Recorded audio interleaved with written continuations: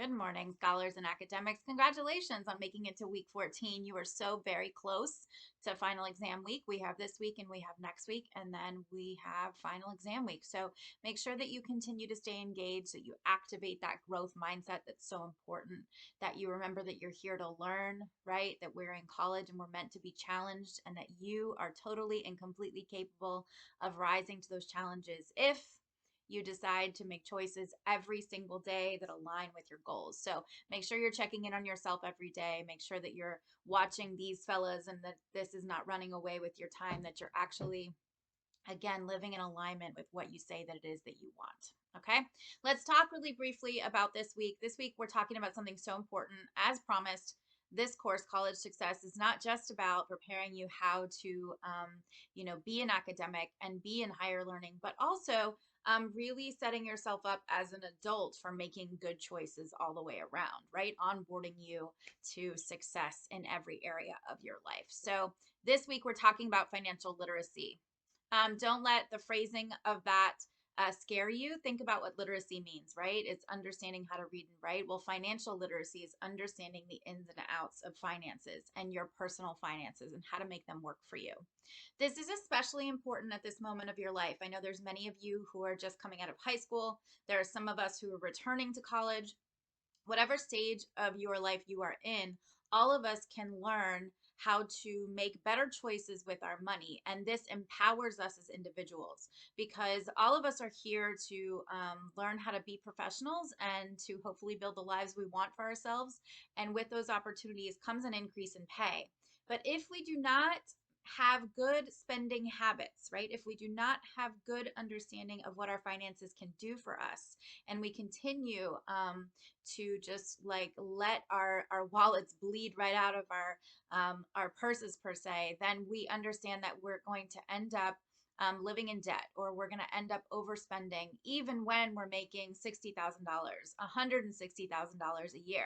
So we have to have good habits with our money now so that when we start making really good salaries, that we're ending up saving for those vacations, that we're able to buy the houses that we want to live in, that we can afford if we decide to have children to help them with very expensive colleges and things like that. So that's what we're doing this week. Now, there are 5 different areas that I'm going to want you to focus on. And those 5 different areas are earning, spending, saving, protecting, and borrowing. These are the 5 different areas of money management that you need to understand in order to be able to make great choices with your money.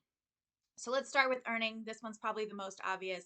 That is the money that is coming into your life every month, right? And so a lot of you have part-time or full-time jobs. Some of you are working more than one job.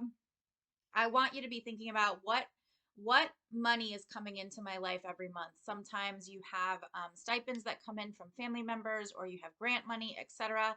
Be thinking about actually on paper about how much money do I have every single month that comes to me. You'd be surprised how many of us don't really know, have never sat down and thought about, how much money do I have every single month, right? And then we go to that next area, that once I understand how much money is coming to me every month, what am I doing with it, right? So that makes us think about living within our means, comparing prices and quality, tracking spending habits through budgeting, and planning for short and long-term financial goals. This is very important. So be thinking about, what kind of money comes in every month through my earnings, but then how am I spending it? And am I understanding the difference between wants and needs, right? There are some things that we have to have. We have to have electricity. This day and age, we have to have access to, solid Wi-Fi. And so those are things that are necessary. But then there's a lot of things that are actually, we may think of as needs, but are actually wants, right? So all of our subscriptions like Netflix, Hulu, etc., things like that that are really nice to have, but not necessarily a need, right? Our Dunkin' Donuts iced coffee in the morning, super nice to have, but not a need, right? And how can we save $5 here, $5 there, $10 here, $10 there to actually begin thinking about making our money work for us? Okay. All right, the next area is saving. It is never too early to start saving for future goals. So even if you have a very tight budget, right? The stereotype of college students is that y'all are broke. And I understand because I was once that college student. Start thinking about how you can start saving $5 once a week, right? And then once you have that habit built up, then it's so much easier when you're making more money to be able to have the very quick habit, the ability, the behavior of saving money, right? So if we start with $5 now, then as we make a little bit more money here and there, we begin to increase that amount. And when we're making salaries, we can just begin to start taking 10% of our earnings, putting it straight into a savings account or straight into a Roth IRA for retirement, right? And beginning to think about saving for life's emergencies or for things that we're planning for, and having maybe a 3 month salary in a savings account if, God forbid, the economy collapses, and like happened to many people in around 2008, that they lost their jobs. So you have about 3 months there where you don't have to worry, and you can, be busy taking that degree that you earned to find a new job.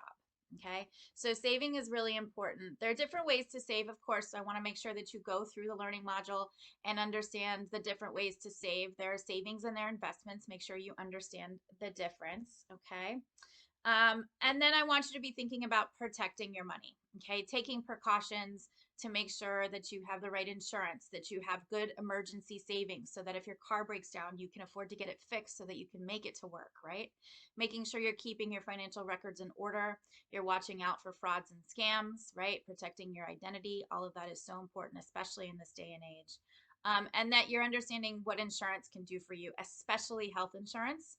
I know a lot of you are very young and you don't think about such things, but I have many students who are 18 and already have a mountain of healthcare debt. And so this is very important in a country that our healthcare prices are skyrocketing, that we take the time and we prioritize our health so that if, God forbid, you get hit by a car or you're in a car accident or, a million other things, that you end up with viral meningitis, for example, like happened to me, that you can be in the hospital for, a period of time and that it won't cost you literally hundreds of thousands of dollars. So that is very important. All right. Last but not least, borrowing, right? There may come a time in your life, maybe it's right now, where you're having to borrow money to accomplish big things, to buy a house, to go to school, etc. That is something that you need to educate yourself on to make sure that you are taking out the right kind of loan for what is acceptable for you. And so we need to make sure that we understand what debt is, we understand how to borrow and to make the best choices when we need to borrow, and that we only borrow when it's really important, right? And that we have to have it happen, that we pay those bills on time because it affects our credit score. Understanding your credit score, understanding that you have the ability to get a credit score for free from each of the big credit institutions every single year from the government, and that you understand things like annual percentage rates and compound interest, etc. Okay, so make sure you go through the learning module and you learn all about the tips and tricks to make sure you understand how your credit score benefits you, to keep it really high so that you can be able to leverage that to have better opportunities for yourself financially. And don't forget, your credit score also is looked at by more and more often by the institutions that are trying to hire you, believe it or not, because they understand that the choices that you make with your money directly correlates to how you might behave if you were an employee. So also another thing to think about. I am super proud of those of you who are continuing to work hard. And with 2 weeks left, I want to encourage you to stay on that track to continue to step into your greatness. Those of you who are really struggling, right, that you haven't always made the best choices this semester, I understand. I have been there too. But if you are close, I want you to dig in deep. I want you to make sure that everything that you submit this week, next week, and for final exam are the best that it can be, so that you put yourself in the best light, right? So that you put yourself in the best chances to make sure that you pass this course with that, crucial 70%.